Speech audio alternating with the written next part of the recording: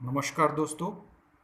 आज हम राजस्थान के लोक देवताओं के भाग दूसरा पढ़ेंगे। उसमें पहले है अपने देवनारायण जी।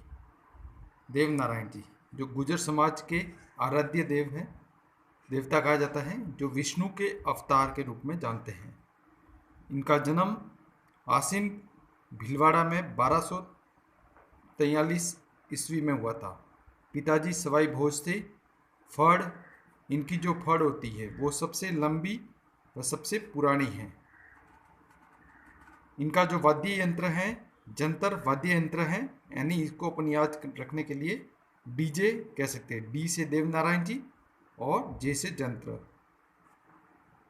के साथ गुजर भोपो द्वारा उसका वाचन किया जाता है। सरकार द्वारा 5 रुपये का डाक टिकट 2011 में जारी किया था। यानी देवनारायण जी की गुर्जर समाज के आराध्य देवता हैं, विष्णु के अवतार हैं और इनका जन्म भीलवाड़ा के आसीन में हुआ था 1243 के अंदर। पिता सवाई भोज थे। फड़ जो सबसे बड़ी व सबसे लंबी व सबसे पुरानी है, और इनका जो वाद्य यंत्र है जिनको जंतर कहा जाता है, डीजे से नाम से अपन याद कर सकते हैं, देवनारायण जी और जंतर गुजर भोपो के द्वारा बजाई जाती है। सरकार द्वारा 5 रुपये का डाक टिकट 2011 में जारी किया गया था। आगे देवता आते हैं कल्ला जी। इनका जन्म 1540 में मेड़ता नागौर में हुआ था। मीराबाई के भतीजे थे कल्ला जी व उनके ताऊ जयमल सिसोदिया ने 1567 यानी 1567-68 में अकबर से युद्ध किया था, जो मेवाड़ का तृतीय शाखा भी कहा जाता है। 4 हाथों वाले देवता के रूप में कहा जाता है, क्योंकि जब ये मेवाड़ में युद्ध अकबर से लड़ रहे थे तब जयमल को कंधे पर बैठाकर अकबर की सेना से युद्ध किया था। इनके गुरु योगी जालंधर नाथ थे, या भैरवनाथ भी कहते हैं। असाध्य रोगों का इलाज करते हैं। सर्वाधिक मंदिर इनके बांसवाड़ा में हैं, 200 से भी ज़्यादा।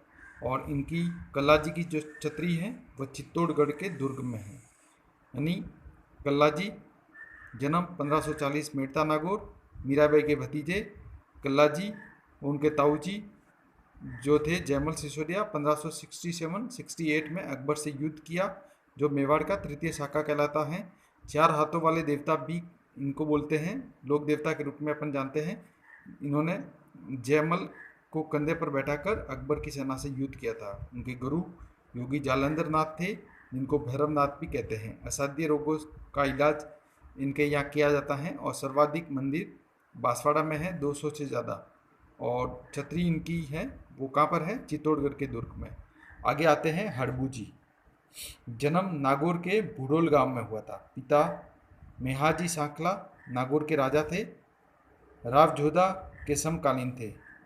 रामदेव जी के मौसेरे भाई थे। रामदेव जी के मौसेरे भाई थे। इनकी जो पूजा स्थान है वो बेंगटी फलोदी के अंदर है। गुरु बालीनाथ है। मंदिर में हड़बू जी की गाड़ी की पूजा की जाती है। यानी हड़बू जी पंचपीरों में शामिल है। जन्म नागौर के भुडोल गांव में हुआ था। पिताजी मेहाजी सांकला नागौर के राजा थे। रावजोधा के समकालीन थे। रामदेव जी के मौसेरे भाई थे। पूजा स्थल बेंगटी फलोदी है। गुरु बालीनाथ है इनके। और मंदिर हड़बू जी को गाड़ी की पूजा की जाती है। आगे आते हैं मेहाजी मांगलिया। इनका थान बापिणी गांव जोधपुर में है। मेला कृष्ण जन्म के दिन यानी कृष्ण जन्माष्टमी को इनका मेला पड़ता है।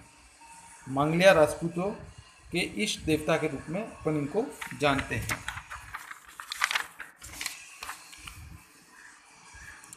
आगे आते हैं मल्लीनाथ जी। मल्लीनाथ जी जन्म 1558 में इनका जन्म 1358 में हुआ था। पिता राव तीड़ा, माता जानी दे, पत्नी रूपा दे। प्रमुख मंदिर इनका तिलवाड़ा में है, जो बाड़मेर में है। रूपा दे का मंदिर मालाजल गांव में है, मालाजल गांव में, जिनको मजल के नाम से भी जाना जाता है। और इनका पशु मेला लगता है तिलवाड़ा में चैत्र कृष्णा द्वितीया को। कुंडा पंथ की स्थापना की थी और तिलवाड़ा में ही इनकी समाधि है मल्लीनाथ जी की। मल्लीनाथ जी जन्म 1358, पिता राव तीरा, माता जानी दे, पत्नी रूपा दे। प्रमुख मंदिर तिलवाड़ा बाड़मेर। रूपा दे का मंदिर मालाजाल गांव में, जिसको मजल भी बोलते हैं। पशु मेला तिलवाड़ा में लगता है, जो चैत्र कृष्णा द्वितीया को लगता है। कुंडा पंथ की स्थापना की थी और उनकी समाधि भी कहाँ पर है? तिलवाड़ा में है। आगे आते हैं मामादेव। मामादेव को बरसात के देवता, भुरिया बाबा, मीणाओं के इष्ट देवता, जिसको गौतमेश्वर जी भी कहते हैं, और जो सिरोही में है। हरिराम बाबा जोरड़ा गांव नागौर में।